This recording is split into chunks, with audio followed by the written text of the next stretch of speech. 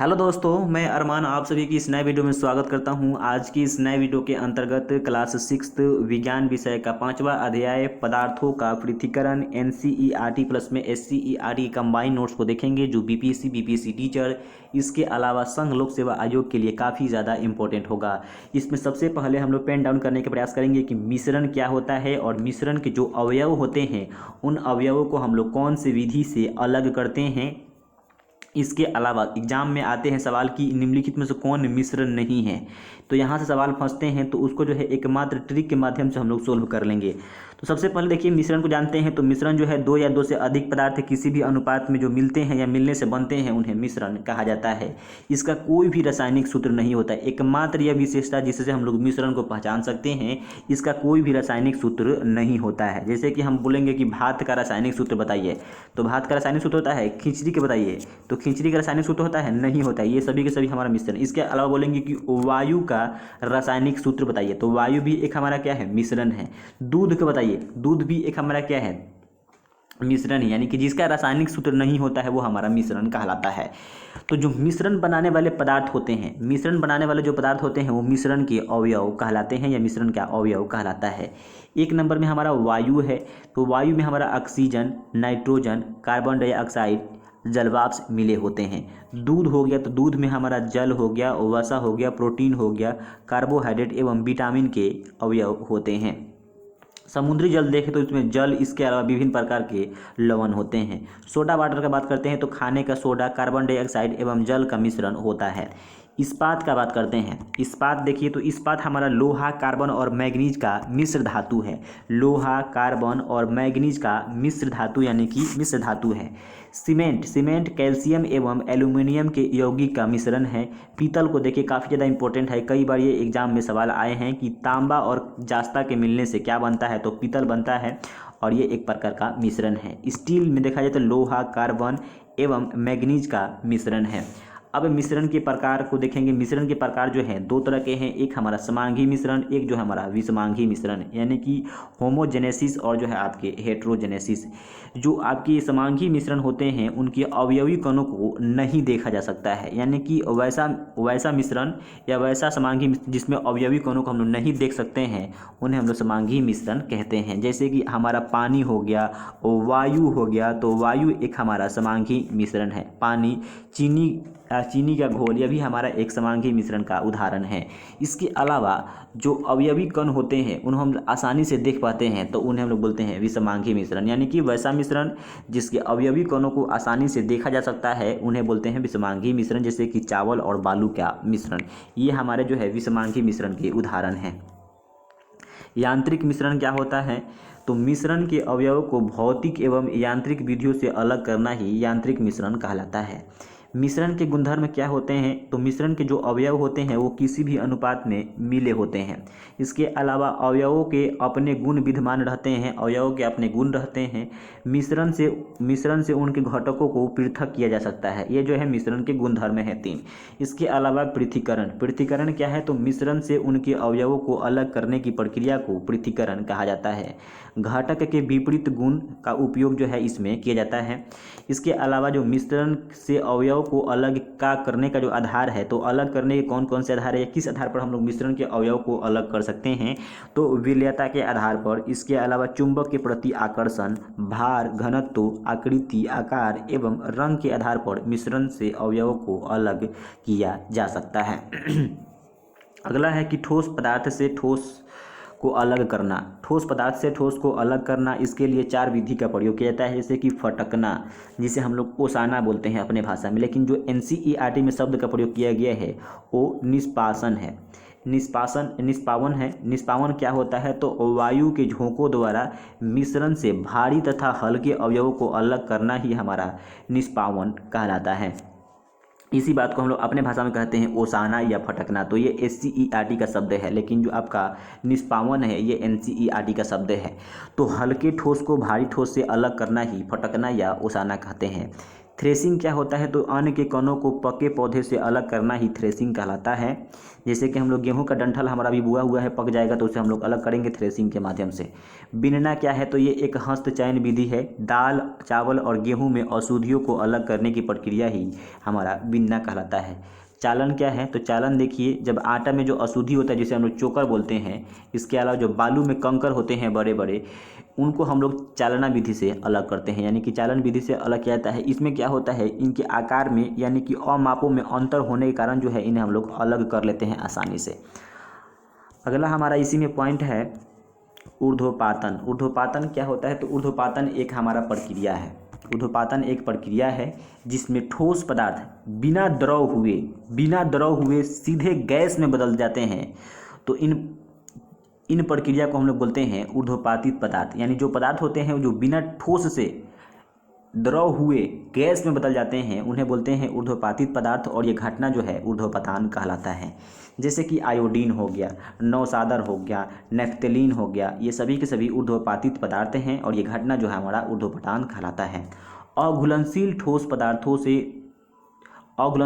पदार्थों को द्रव से पृथक यानी कि अलग करना, तो इसके लिए हमारा एक विधि है तलछटीकरण या निथराना। जैसे कि बालू और पानी के मिश्रण को जो है अलग करना है, तो इसके लिए अगर हम बालू को अलग करना चाहते हैं तो बालू को जो है पेंदी में जमाना होगा, यानी कि जिसे हम लोग तलछटीकरण कहते हैं। और वही पानी को अलग करते हैं तो उसे हम लोग निथराना बोलते हैं। जैसे कि मान लीजिए कि पानी हमारा गंदा रहता है या उसमें बोलते हैं कि बालू आ रहा है, तो बालू को जो है उसमें हम लोग चला के 2 मिनट रख देते हैं तो बालू जो है नीचे पेंदी में बढ़ जाता है, तो इस घटना को बोलते हैं तलछटीकरण। और पानी को हम लोग ढार लेते हैं दूसरे या जग में या दूसरे बर्तन में, तो उसे बोलते हैं निथरा गया, यानी कि पानी जो है आपका थम गया।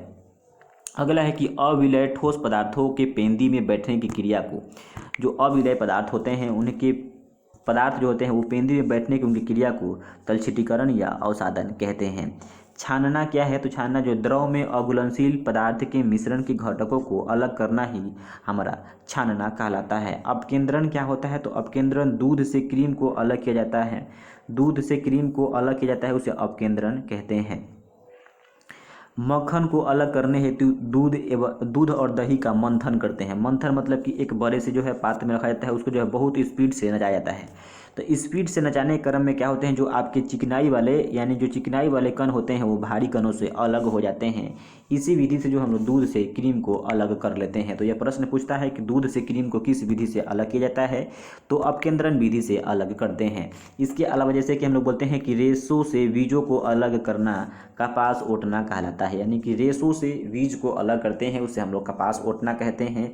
और वही दूध से क्रीम को अलग करना ही हमारा अपकेंद्रण कहलाता है या अपकेंद्रण विधि का हम लोग प्रयोग करते हैं।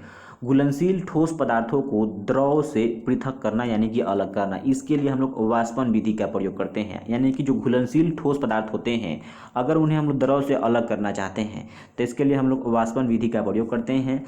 और देखिए ये जो है प्रत्येक ताप पर नियंत्रण होते रहता है। जो वाष्पन क्रिया है ये प्रत्येक ताप पर होता रहता है। जैसे कि समुद्र से हम लोग नमक की प्राप्ति जो है वाष्पन विधि से करते हैं। काफ़ी ज़्यादा ये इंपॉर्टेंट फैक्ट है। किसी द्रव का वाष्प में परिवर्तन होना ही वाष्पन कहलाता है और यह क्रिया जो है हमारा वाष्पीकरण कहलाता है। वाष्पीकरण के बारे में हम लोग कक्षा 9 में पूरे डिटेल के साथ समझेंगे कि वाष्पीकरण क्या है। इसके अलावा संघनन जो है कि भाप को द्रव में परिवर्तित होने की क्रिया को हम लोग संघनन कहते हैं। आसवन विधि से किसी भी विलयन से वाष्पीकरण और संघनन विधि से शुद्ध जल प्राप्त किया जाता है। जैसे कि यहाँ समुद्र में जो जल होते हैं तो समुद्र से यदि हम शुद्ध जल प्राप्त करना चाहते हैं तो चाहे तो आसवन विधि का हम लोग प्रयोग कर सकते हैं। इसके अलावा द्रव में जो अघुलनशील ठोस पदार्थ होते हैं उनको हम लोग कौन कौन से विधि से अलग कर सकते हैं, तो तलछटीकरण विधि से, निथराना विधि से, इसके अलावा छानना विधि से, अपकेंद्रण विधि से भी उसे हम लोग अलग कर सकते हैं। और जो द्रव में घुलनशील ठोस होते हैं, ठोस पदार्थों जो होते हैं उनको जो हम लोग कैसे अलग कर सकते हैं, तो वाष्पन विधि से, आसवन विधि से और जो है आपका क्रिस्टीकरण विधि से। तो एक एक करके हम इसमें समझेंगे कि कौन कौन सी विधि से किस पदार्थ या किस अवयव को अलग करते हैं। इसमें एक हमारा है कि 2 अमिश्रणीय द्रवों को पृथकारी कीप के द्वारा अलग किया जाता है। जैसे कि हम बोलेंगे तेल और जल, तो जो तेल और जल होता है उन्हें हम पृथकारी कीप के सहायता से 2 अमिश्रणीय द्रव को अलग कर सकते हैं। तो जो हमारा तेल और जल है उसे पृथकारी कीप के द्वारा अलग किया जाता है। इसके अलावा सबसे वीवीआई टर्म, ताप बढ़ने पर किसी भी जल की घुलनशीलता जो है बढ़ जाती है। इसलिए आप देखे होंगे कि जो किसी भी चीज़ का हम पाग बनाते हैं तो उसमें जो है जल में जो है गर्म करके हम चीनी को डालते हैं ताकि जो है अधिक समय ना लगे और जल्द ही हमारा चीनी जो है गल जाए। तो ताप बढ़ने पर जल की जो घुलनशीलता होती है वो बढ़ती है, सबसे इम्पोर्टेंट फैक्ट। इसके अलावा जो होता है क्रोमेटोग्राफी विधि, यहाँ से बहुत सारे प्रश्न पूछे गए हैं कि क्रोमेटोग्राफी विधि क्या है। तो रंगों में पाए जाने वाले विभिन्न अवयवों को अलग करना जो है क्रोमेटोग्राफी विधि का हम लोग प्रयोग करते हैं, यानी जो विभिन्न अवयव पाए जाते हैं इन्हीं जो है विधि से अलग होते हैं। इसके अलावा स्याही के रंगों को अलग करना ही हमारा क्रोमेटोग्राफी विधि कहलाता है, या उस विधि के तहत जो हम स्याही के जो रंग होते हैं उनको अलग करते हैं। फूलों के रंग में जो जांच करना होता है कि जो फूलों का रंग है तब भी जो हम लोग क्रोमेटोग्राफी विधि का प्रयोग करते हैं। इसके अलावा पौधों में पाई जाने वाली औषधियों को अलग करने हेतु इस विधि का प्रयोग करते हैं। किसी चीज़ में मिलावट की जांच करने हेतु जो है क्रोमेटोग्राफी विधि का ही प्रयोग किया जाता है। तो इन सभी विधियों को जो है प्रश्न पूछ सकता है निम्नलिखित में से कौन जो है विधि से प्रयोग नहीं करते हैं। इसलिए तो जानना आवश्यक है कि कौन कौन विधि से इसका हम लोग प्रयोग करते हैं। और अगला हमारा है कि जल में चीनी या नमक को जो है आसवन विधि से प्राप्त किया जाता है, कि जो जल में चीनी या नमक घुल गया है तो उसे हम लोग आसवन विधि से अलग कर सकते हैं।